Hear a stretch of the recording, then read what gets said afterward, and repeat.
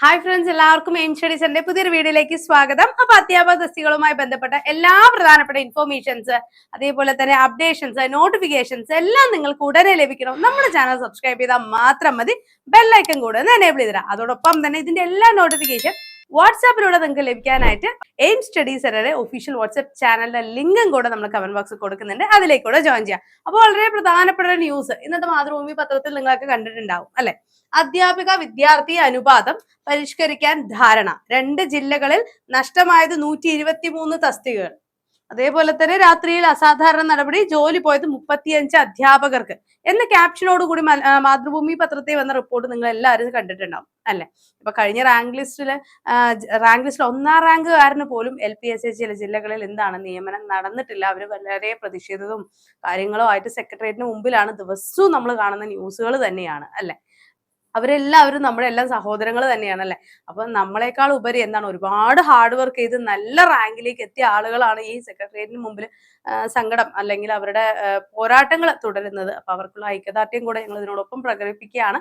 പക്ഷെ വളരെ പ്രധാനപ്പെട്ട ഇൻഫർമേഷൻ ആയതുകൊണ്ട് നിങ്ങളിലേക്ക് അത് എത്തിക്കുകയാണ്. നമ്മുടെ എല്ലാവരുടെയും സ്വപ്ന ജോലിയാണ് സർക്കാർ സ്കൂളുകളിൽ അധ്യാപകരാകണം എന്നുള്ളത്. ഓക്കെ, അപ്പൊ അതിനായിട്ടുള്ള ഒരു നമുക്ക് എല്ലാവരും സ്വപ്നത്തോടു കൂടെ തരാം അല്ലെങ്കിൽ ആഗ്രഹത്തോടു കൂടെ കാണുന്ന ഒരു പരീക്ഷയാണ് LP UP. അപ്പൊ അതിനു വേണ്ടിയിട്ടുള്ള പ്രിപ്പറേഷൻസ് എന്തൊക്കെയാണ് എന്നുണ്ടെങ്കിൽ നമുക്ക് മാറ്റിവെക്കാൻ കഴിയില്ല. കാരണം ഈ പറയുന്ന സിറ്റുവേഷൻ മാറും അല്ലെ? ഇതും കടന്നു പോകും എന്ന് പറയുന്ന പോലെ തന്നെ ഇതും മാറി മറ്റൊരു നല്ല ദിവസം നമുക്ക് വരും. നിയമനങ്ങളെല്ലാം പഴയ പോലെ തന്നെ ഊർജിതമായി തുടരും, ഇനി ആരംഭിക്കും എന്നുള്ള കാര്യം തന്നെ നമുക്ക് വിശ്വസിക്കാം. അടുത്ത LP UPയുടെ പ്രിപ്പറേഷൻസ് ഇപ്പോഴേ ആരംഭിക്കുക. നല്ലൊരു റാങ്കിലേക്ക് എത്തിക്കഴിഞ്ഞാൽ എന്താണെങ്കിലും നമുക്ക് നിയമനങ്ങൾ ഉണ്ടാവും. ഓക്കെ, അപ്പൊ ബി കോൺഫിഡന്റ്, കൺസിസ്റ്റന്റ് ആയിട്ട് പഠിക്കുക, നല്ല രീതിയിലുള്ള പ്രിപ്പറേഷൻ ശുഭാപ്തി വിശ്വാസത്തോടു കൂടെ തന്നെ ആരംഭിക്കുക. നമ്മുടെ പുതിയ ബാച്ചുകൾ ആരംഭിക്കുന്നുണ്ട്. ജസ്റ്റ് ഞാൻ നിങ്ങളെ ഒന്ന് ഇൻഫോം ചെയ്യാണ്. സ്പെഷ്യൽ മെന്റർഷിപ്പോട് കൂടി വരുന്ന ലോങ് ബാച്ച് ആണ്. കോഴ്സിനെ കുറിച്ച് കൂടുതൽ അറിയാൻ 9446537086 നമ്മൾ കോൺടാക്ട് ചെയ്താൽ മതി. ഓക്കെ, അപ്പൊ ഇന്നത്തെ അപ്ഡേഷൻ എന്താണെന്ന് നോക്കാം. അപ്പൊ സുഹൃത്തുക്കൾ ഉണ്ടെങ്കിൽ അവർക്ക് കൂടെ ഒന്ന് ഷെയർ ചെയ്ത് കൊടുക്കുക കേട്ടോ. അപ്പൊ 2 ജില്ലകളിൽ നഷ്ടമായത് 123 തസ്തികകൾ എന്ന് പറയുന്നുണ്ട്. എന്താണ് എന്നുള്ള ഡീറ്റെയിൽഡ് മനസ്സിലാക്കാം. കുട്ടികൾ കുറഞ്ഞതോടെ തസ്തിക നഷ്ടം പരിഹരിക്കാൻ ഹൈസ്കൂൾ തലത്തിൽ അധ്യാപക വിദ്യാർത്ഥി അനുപാതം 1:40 പരിഷ്കരിക്കാൻ സർക്കാർ തലത്തിൽ ധാരണ. അധ്യാപക തസ്തിക സംരക്ഷിക്കാൻ 2022 പുനഃപ്രകടിപ്പിച്ച ഉത്തരവ് പിന്തുടർന്നാണ് ഇപ്പോഴത്തെ നടപടി. ഹൈസ്കൂളിൽ 44,000 അധ്യാപകർ ഉള്ളതിനാലാണ് അനുപാതം കുറച്ച് തസ്തിക സംരക്ഷിക്കാനുള്ള ശ്രമം. നിലവിൽ 1:45 എന്നാണ് അനുപാതം. 1:45 എന്നുള്ളത് എന്ത് ചെയ്യാണ്? ചുരുക്കി 1:40 ആക്കണം എന്നാണ് പറയുന്നത്. ഓക്കെ, എന്നാൽ പ്രൈമറി UP വിഭാഗങ്ങളുടെ അനുപാതം പരിഷ്കരണം തീരുമാനിച്ചിട്ടില്ല. LP UP തലങ്ങളിൽ അനുപാതം കുറച്ചാലും നിലവിൽ തൊഴിൽ പ്രതിസന്ധി നേരിടുന്ന അധ്യാപകരെ സംരക്ഷിക്കാനാകുമെന്ന് ഭരണപക്ഷ സംഘടനകൾ മന്ത്രിയെ ധരിപ്പിച്ചിട്ടുണ്ട്. LP വന്നിട്ട് 1:30 സ്റ്റുഡൻസിന് ഒരു അധ്യാപകൻ എന്ന രീതിയിലും UPയിൽ 1:35, ഹൈസ്കൂളിൽ 1:45 എന്നത് LP എന്താണ് 1:25 ചുരുക്കുകയും UP 1:30 ആക്കുകയും ഹൈസ്കൂളിൽ 1:40 എന്നിങ്ങനെ പുനഃക്രമീകരിക്കണം എന്നാണ് സംഘടനകൾ മന്ത്രിയെ ധരിപ്പിച്ചിരിക്കുന്നത്. അതായത് ഇത്തരത്തിലൊരു അറേഞ്ച്മെന്റിൽ മാറ്റം വരുമ്പോൾ അധ്യാപക തസ്തികളുടെ എണ്ണം കൂടാനുള്ള സാധ്യതകൾ വളരെ അധികമാണ് അല്ലെ? അപ്പൊ KSTU, KSTA, AKSTU, KSTC, NTU എന്നീ അധ്യാപക സംഘങ്ങളുടെ ആവശ്യം ഈ അധ്യയന വർഷത്തെ തസ്തിക നിർണയത്തിനുള്ള സമയപരിധി ബുധനാഴ്ച അവസാനിച്ചു. അന്തിമ കണക്ക് പുറത്തു വന്നിട്ടില്ലെങ്കിലും മലപ്പുറം, ആലപ്പുഴ ജില്ലകളിലെ പ്രൈമറി UP സ്കൂളുകളിൽ 123 അധ്യാപക തസ്തികകൾ ഇല്ലാതായെന്നാണ് വിദ്യാഭ്യാസ ഉദ്യോഗസ്ഥരുടെ ഉത്തരവുകൾ വ്യക്തമാക്കുന്നത്. മറ്റു ജില്ലകളിലെ കണക്കുകൾ കൂടി വരുന്നതോടെ ചിത്രം വ്യക്തമാകും. ഹയർ സെക്കൻഡറി 600 അധ്യാപക തസ്തികകളാണ് ഭീഷണി നേരിടുന്നത്. ഓക്കെ, കൊല്ലം, പത്തനംതിട്ട, ആലപ്പുഴ, കോട്ടയം, എറണാകുളം, തൃശൂർ ജില്ലകളിലാണ് ഈ പ്രശ്നം. +1 പ്രവേശനം പൂർത്തിയായാലേ കൃത്യമായിട്ടുള്ള നടപടികളെ കുറിച്ച് നമുക്ക് മനസ്സിലാക്കാനായിട്ട് സാധിക്കുള്ളൂ. അപ്പോൾ ഈ പറയുന്ന കാര്യങ്ങൾ എന്ന് പറയുന്നത് വളരെയധികം ഗൗരവത്തോടു കൂടി നമ്മൾ അധ്യാപകരാവാൻ ആഗ്രഹിക്കുന്ന അധ്യാപകരായിട്ടുള്ള നമ്മൾ ഓരോരുത്തരും മനസ്സിലാക്കേണ്ട കാര്യം തന്നെയാണ്.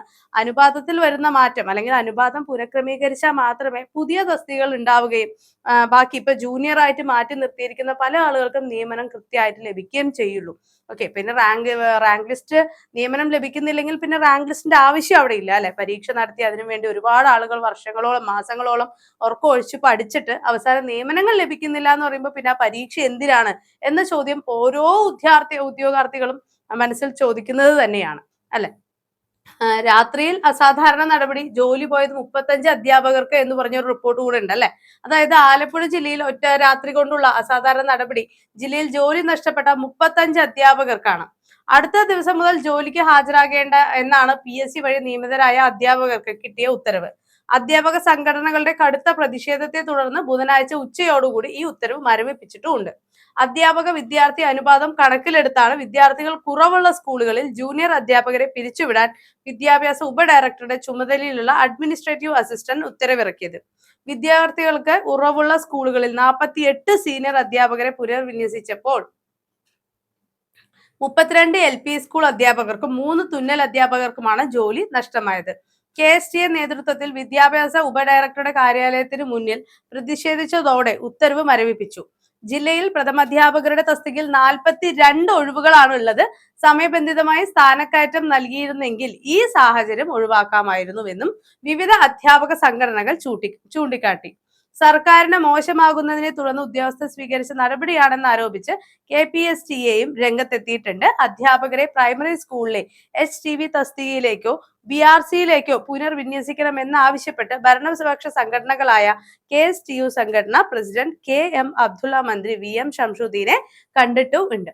ഓക്കെ, ഇതാണ് ഇപ്പോൾ ഉള്ള അപ്ഡേഷൻ എന്ന് പറയുന്നത്. അപ്പൊ കൂടുതൽ അപ്ഡേറ്റുകൾ വരുന്നതിനനുസരിച്ച് തന്നെ അത് നിങ്ങളിലേക്ക് ഞങ്ങൾ എത്തിക്കും. അപ്പൊ അതിനായി ചാനൽ സബ്സ്ക്രൈബ് ചെയ്യുക, ബെല്ലൈക്കൺ എനേബിൾ ചെയ്യുക.